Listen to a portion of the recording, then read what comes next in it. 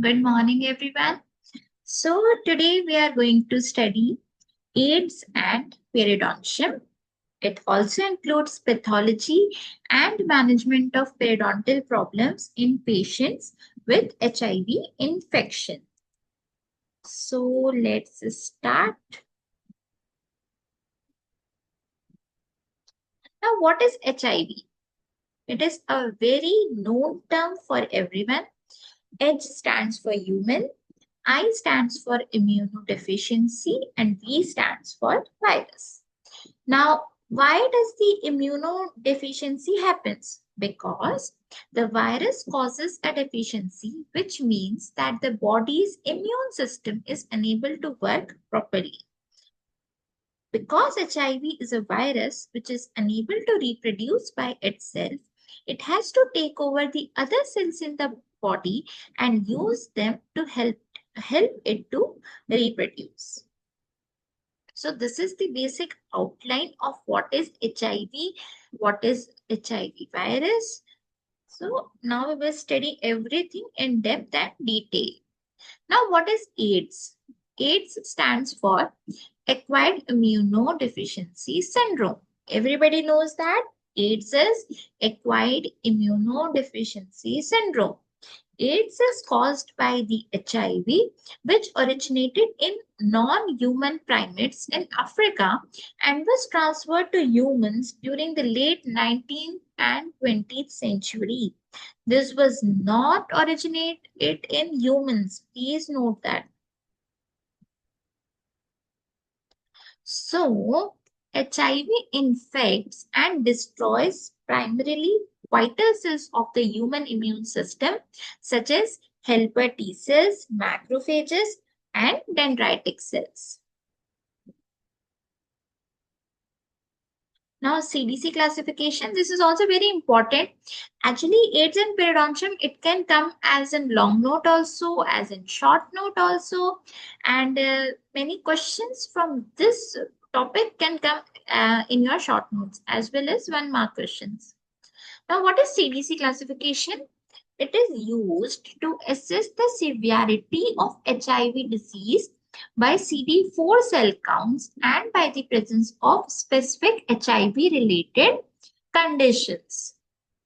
So, this CDC classification, it has categories, that is less than or equals to 500 cells per micron liter, 200 to 499 cells per micron liter, and less than 200 cells per micron liter.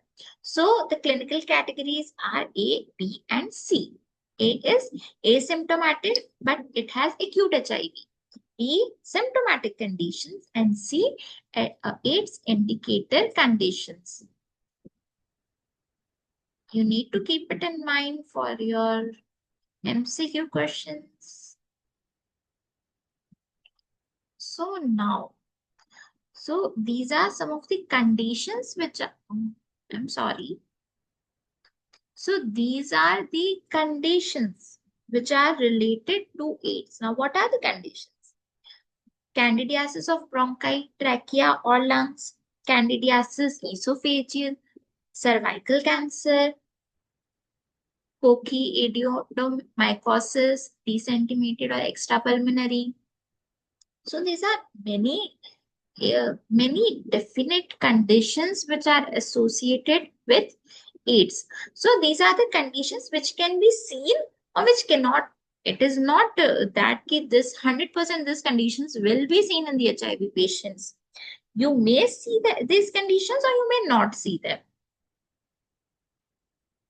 Tuberculosis, pneumonia, recurrent pneumonia actually, wasting syndrome, Kaposi sarcoma. Kaposi sarcoma is very important. Kaposi sarcoma usually comes as in short notes. Burkitt's lymphoma, then other different types of lymphoma.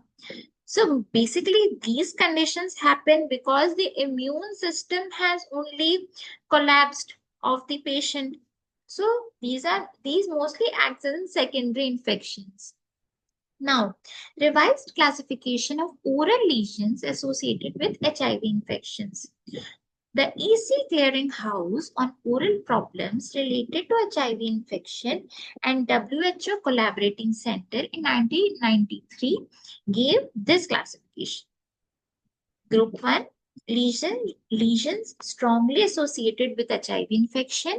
It includes candidiasis, hairy leukoplakia, Kaposi sarcoma, non-Hodgkin's lymphoma. Periodontal diseases include linear gingival erythema, necrotizing gingivitis, and necrotizing periodontitis. Group 2, lesions less commonly associated with HIV infection. So bacterial infections include Mycobacterium, melanotic hyperpigmentation, necrotizing stomatitis, salivary gland diseases, ulcerations, viral infections. Now, group 3, lesions seen in HIV infection.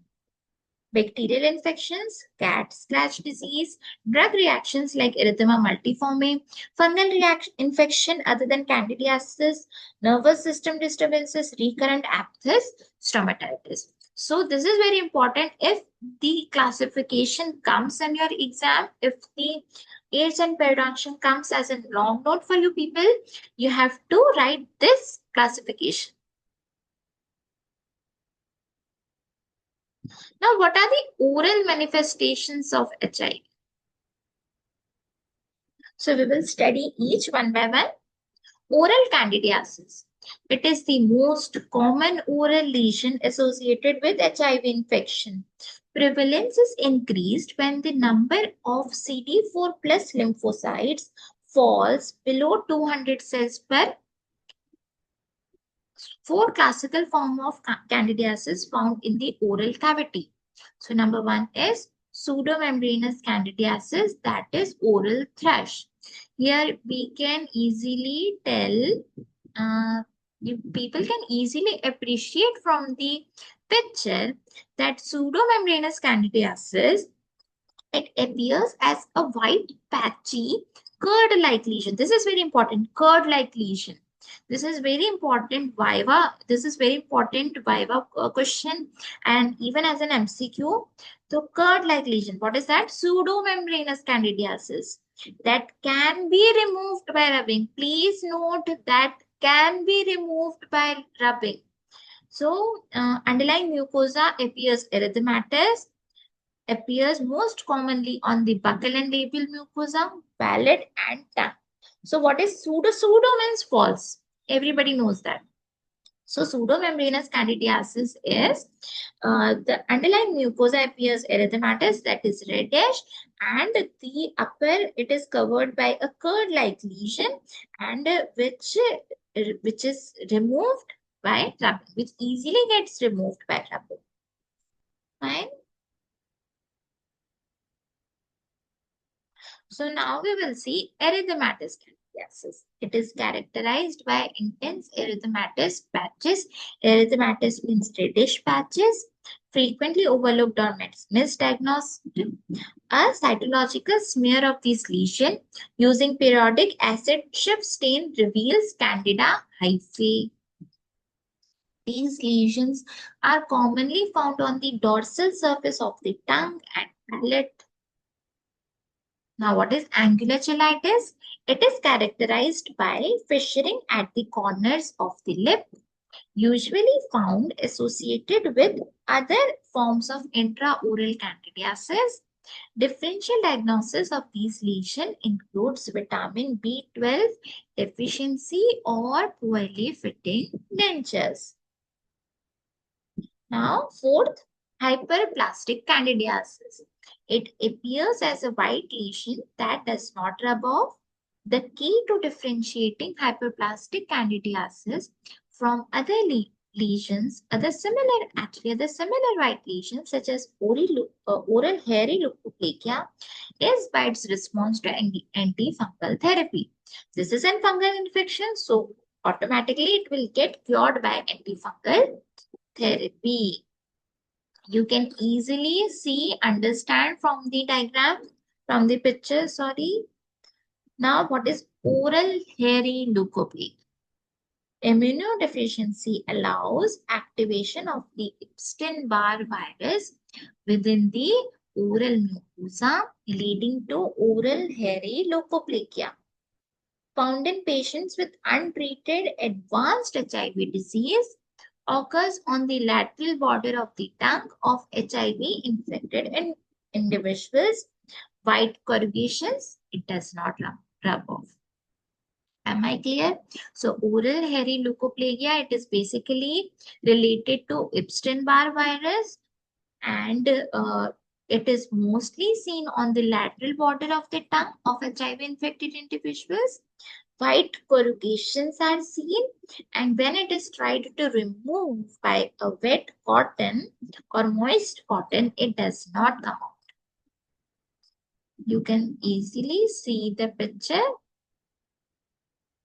Now it is asymptomatic. It does not has malignant potential.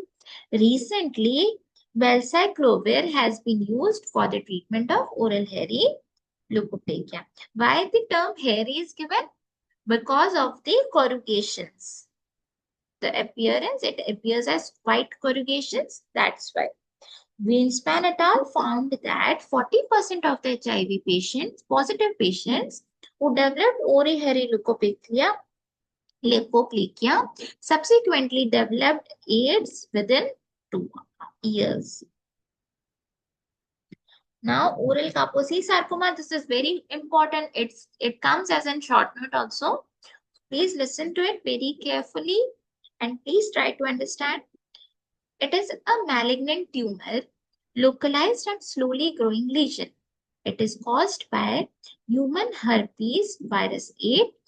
Kaposi sarcoma usually arises when the CD4 plus T cell count is less than 200. So now what are the clinical features? It manifests as red to purple macules or papules or nodules that may ulcerate and cause local tissue destruction.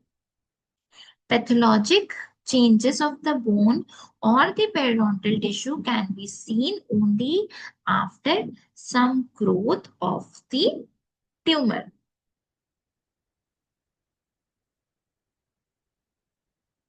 Right? Here we can see examples of Kaposi sarcoma in the pictures.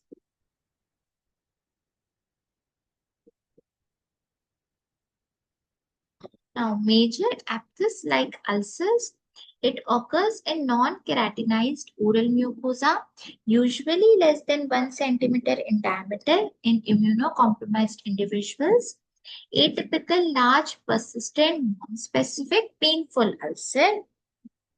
Atypical, what are the characteristics? Atypical, large, persistent, non-specific, painful ulcer. Etiology is unknown, usually associated with low CD4 cell number. Healing is delayed. Lesions are secondarily infected. They are not primarily infected, they are secondarily infected. Please note that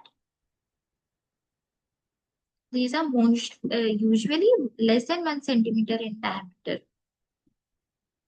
Now, treatment. At present, there is no preventive vaccine or antiviral agents for AIDS-related Kaposi sarcoma. Major goal of treatment are elevation of symptoms, that is, how to minimize the symptoms the patient is suffering, shrinkage of tumors to reduce soft tissue edema, prevention of disease progression. Local therapy may be effective for limited disease, but systemic therapy is required for disseminated Kaposi sarcoma. So, Kaposi sarcoma is basically the most fatal disease, secondary infection in HIV patients. So, now etiology and pathogenesis of HIV associated periodontal disease. Number 1, subgingival microbial challenge. Using culture and immunofluorescence or DNA probes, bacteria detected in HIV-associated gingival and periodontal lesions are, in general, similar to what are detected in lesions seen in individuals who are not infected with HIV. The number of patients with subgingival Candida albicans increased with increasing severity of HIV disease. Organisms not generally associated with adult periodontitis, including Enterococcus species, Clostridium species, Klebsiella pneumonia, also noted. And second is host response in HIV infection. Altered host response may be responsible for the development and progression of periodontal disease in HIV infection. Hyperresponsive macrophages or neutrophils may be involved in tissue damage of the periodontium. So this results in increase in phagocytosis, oxidative burst, increased expression of the adhesion molecule, increased production of H2O2 and MMPs by neutrophils. So other studies that were conducted by Esteves et al. In 1981, they showed that neutrophil chemotaxis reduced, bacterial activity was also reduced. Now, the compensatory mechanism, which lead to compensatory mechanism. So, what is compensatory mechanism? It is attempt by the humoral immune arm to respond to challenges in absence of an adequate cellular immune response.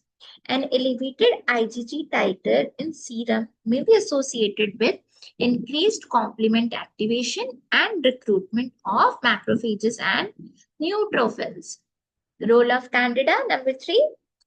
Candida may be an opportunistic organism that plays role in the pathogenesis of periodontal attachment loss in HIV patients and is present because of a weakened host response in the periodontal pocket. So now direct role in the pathogenesis of periodontal disease may be by damaging the sulcular and junctional epithelium and thus allowing the entry of bacteria and fungi into the underlying gingival connective tissue. Candida has also been shown to elicit a significant pro-inflammatory cytokine response, which could contribute to the increased periodontal attachment loss seen in HIV-infected patients. Now, what is the role of viruses?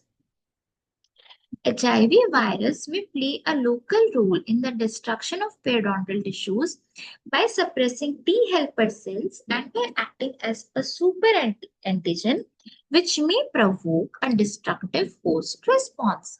The presence of elevated levels of these viruses in the periodontal tissues may lead to overgrowth of periodontal pathogens and opportunistic infections through suppression of the protective arm of the host response and to secretion of potentially destructive inflammatory mediators like interleukin 1 beta and TNF alpha. Number 5, diffuse spread of disease. Diffuse invasion from viruses, fungi, and other opportunistic pathogens into the gingival tissues may help explain in part the patterns of periodontal tissue destruction in HIV infection. This results in diffuse tissue invasion could lead to the marginal breakdown of the gingival tissue, both from the epithelial attachment and from the external oral epithelium. So, a diffuse microbial invasion could lead to diffuse destructive inflammatory infiltrate throughout the gingiva. Increased in destructive inflammatory cytokines such as interleukin beta, interleukin 6, TNF alpha, and destructive enzymes such as MMPs. This contribute to the increased breakdown of periodontal support. Am I very clear? Now we will be moving to the second part of these this lecture, that is periodontal manifestations in HIV patients. So, HIV-related periodontal disease includes three conditions. See, if the short note comes, AIDS and periodontium, then you don't have to mention that classification, CDC classification, or these pura pathogenesis reasons, etc. You have to write your answers starting from this point. Clear? So, lesions strongly associated with HIV infection. Number one, linear gingival erythema, necrotizing ulcerative gingivitis, necrotizing ulcerative periodontitis. Lesions less commonly associated with HIV infection, necrotizing stomatitis. Lesions in HIV infection, conventional adult periodontitis, and rapidly progressive periodontitis. Now we will see each of them one by one. First of all, please look at the picture. You can easily understand what to write, what not to write. Now, linear gingival erythema, characterized by distinct fiery red band along the margin of gingiva. Please note, this is very important, along the margin of gingiva. Fine. Swollen interdental papilla and increased tendency to bleeding. Amount of erythema is disproportionately intense for the amount of plaque seen. Distinctive erythema of the free gingiva, attached gingiva, and alveolar mucosa, seen in more than 50% of cases with HIV associated gingivitis. Possible etiology: Candida species, other P. gingivalis, P. intermedia, E. A nucleatum, and confirmatory factors. There are conflicting reports on the significance of CD4 plus T cells depletion in the pathogenesis of linear gingival erythema. So, a characteristic feature of these type of lesion is that it does not respond well to improve oral hygiene or scaling. Treatment: providon iodine 3 to 5 times daily substantially reduces pain associated with the lesions. Successful treatment is frequently dependent on successful treatment of intraoral candidiasis. Now comes the necrotizing ulcerative gingivitis. It was previously described as acute necrotizing ulcerative gingivitis anal, right? So it should be limited to lesions involving gingival tissue with no loss of periodontal attachment. Red and swollen gingiva with yellowish, grayish marginal areas of necrosis with loss of interdental papilla. Condition is acute and accompanied by severe pain, ulceration, and hemorrhage with fetor. Fetor means bad smell. Mostly involve up to 4 teeth and the lower anterior teeth. It is mostly common in lower anterior teeth. Now, necrotizing ulcerative periodontitis. What are the clinical manifestations? Changes in gingival contour, interproximal necrosis, ulceration and crating. Fetor oris is present, deep and localized pain in jaws, spontaneous bleeding, rapid destruction of periodontal attachment and bone. Teeth may become loosened. Lesions are not always associated with deep pocket formation. And there are reports which prove that the prevalence of this disease is at 6.3% in HIV positive population. So studies suggest that presence of Candida species and human herpes virus microflora found in HIV-associated periodontitis was similar to that of classical adult periodontitis. Fine.